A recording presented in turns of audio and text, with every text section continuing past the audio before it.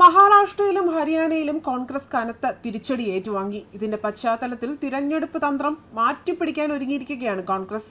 Party അധ്യക്ഷൻ മല്ലികാർജ്ജുൻ ഖാർഗെയാണ് ഇത് സംബന്ധിച്ച സൂചന നൽകിയിരിക്കുന്നത്.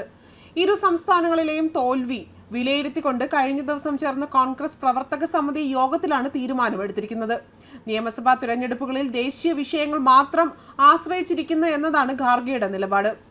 എത്ര നാൾ ദേശീയ നേതാക്കളെ ആശ്രയിച്ച് നിങ്ങൾ തിരഞ്ഞെടുപ്പിനെ നേരിടുമെന്നായിരുന്നു ഖാർഗെയുടെ ചോദ്യം. പ്രവർത്തകർ സംസ്ഥാനങ്ങളിലെ പ്രാദേശിക വിഷയങ്ങളിൽ ശ്രദ്ധ കേന്ദ്രീകരിക്കണമെന്നും ഖാർഗെ പറഞ്ഞു. തിരഞ്ഞെടുപ്പിന്റെ മുന്നൊരുക്കങ്ങൾ ഒരു വർഷം മുൻപെങ്കിലും ആരംഭിക്കേണ്ടതാണ്. പ്രവർത്തകർ ഗ്രൗണ്ടിൽ നേരത്തെ തന്നെ നിലയുറപ്പിക്കണം. വോട്ടർ പട്ടിക പരിശോധിക്കുകയും പാർട്ടി വോട്ടുകൾ എല്ലാം ഉണ്ടെന്ന് ഉറപ്പുവരുത്തുകയും ഉൾപ്പെടെ ചെയ്യണമെന്നും ഖാർഗെ നിർദ്ദേശിച്ചു. 2024 ലോക്സഭാ തിരഞ്ഞെടുപ്പിൽ കോൺഗ്രസിന്റെ ഉയർത്തെഴുന്നേൽപ്പാണ് കണ്ടത്. എന്നാൽ തുടർന്ന് വന്ന നിയമസഭാ തിരഞ്ഞെടുപ്പിൽ ആ നേട്ടം നിലനിർത്താനായില്ല എന്നും ഖാർഗെ തുറന്നു പറഞ്ഞു. അന്തരീക്ഷം അനുകൂലമാണെങ്കിലും വിജയിക്കാൻ അതുമാത്രം പോരാ എന്നും കോൺഗ്രസ് അധ്യക്ഷൻ ഓർമ്മിപ്പിച്ചു.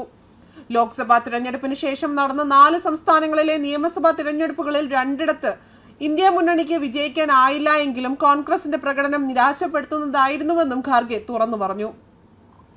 ഐക്യമില്ലായ്മയും പരസ്പര വിരുദ്ധമായ പ്രസ്താവനകളും തിരഞ്ഞെടുപ്പിൽ ദോഷം ചെയ്തുവെന്നും യോഗത്തിൽ അദ്ദേഹം വിലയിരുത്തി. തിരഞ്ഞെടുപ്പ് ഫലം കോൺഗ്രസിനുള്ള സന്ദേശമാണ്. താഴെത്തട്ടിൽ വിഷയങ്ങൾ ഏറ്റെടുക്കുന്നതിൽ 2 സംസ്ഥാനങ്ങളിലെയും കോൺഗ്രസ് നേതൃത്വം പരാജയപ്പെട്ടുവെന്നും യോഗം വിലയിരുത്തി.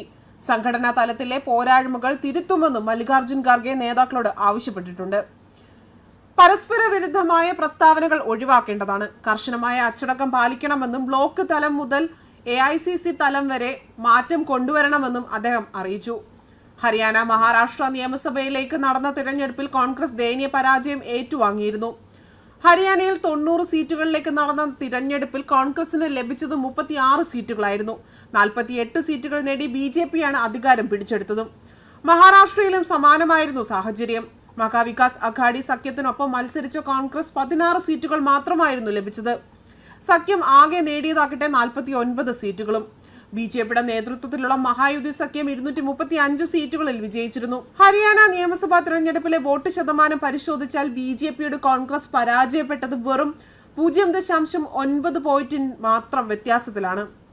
BJP 39.94% വോട്ട് നേടിയപ്പോൾ കോൺഗ്രസിന് ലഭിച്ചത് 39.03% വോട്ട് മാത്രമാണ്.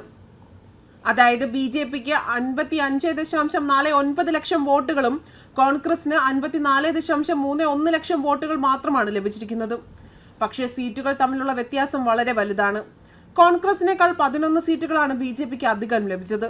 90 അംഗ സഭയിൽ 48 സീറ്റുകളുമായി BJP ഭൂരിപക്ഷം നേടിയപ്പോൾ കോൺഗ്രസ് 37 സീറ്റുകളിൽ ഒതുങ്ങുകയായിരുന്നു. അതേസമയം ഫലപ്രഖ്യാപനത്തിനു പിന്നാലെ തിരഞ്ഞെടുപ്പിൽ അട്ടിമറി ആരോപിച്ചുകൊണ്ട് കോൺഗ്രസ് രംഗത്ത് വന്നിരുന്നു. വോട്ടിംഗ് മെഷീനിൽ കൃത്രിമത്വം നടന്നിട്ടുണ്ട് എന്നും ഫലം അംഗീകരിക്കാൻ കഴിയുന്നതല്ല എന്നും കോൺഗ്രസ് വക്താവ് പവൻ പറഞ്ഞിരുന്നു. 0.9% വോട്ട് വിഹിതം എന്നത് സംസ്ഥാനത്തിന്റെ തിരഞ്ഞെടുപ്പ് ചരിത്രത്തിലെ ഏറ്റവും കുറഞ്ഞ വ്യത്യാസമായതിനാൽ ഹരിയാന കോൺഗ്രസിന്റെ കയ്യിൽ നിന്നും ഹരിയാന പാഠമാകണം.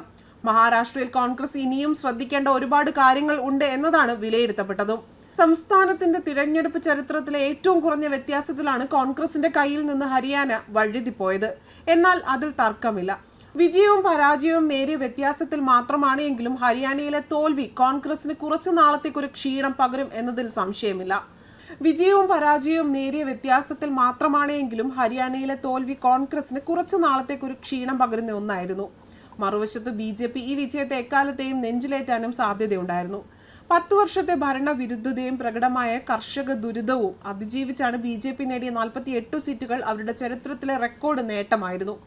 കൂടാതെ ഹരിയാനയിൽ സ്ഥാനാർത്ഥികളെ പ്രഖ്യാപിക്കുന്നത് വൈകിപ്പിച്ചത് പ്രചരണത്തിനുള്ള സമയം കുറയ്ക്കുന്നതിന് കാരണമായിട്ടുണ്ട്. മഹാരാഷ്ട്രയിൽ മഹാവികാസ് അഘാഡി എത്രയും വേഗം സീറ്റ് വിഭജനം പൂർത്തിയാക്കുകയും നേരത്തെ തന്നെ സ്ഥാനാർത്ഥികളെ പ്രഖ്യാപിക്കുകയും ചെയ്യുമായിരുന്നു. എന്നാൽ അവർ അതിലേറെ വീഴ്ചകൾ വരുത്തിയതായും വലിയ തോൽവി ഏറ്റുവാങ്ങുന്നതിലേക്ക് കാര്യങ്ങൾ നയിക്കുകയും ചെയ്തു. ന്യൂസ് ഡെസ്ക് കർമ്മ ന്യൂസ്.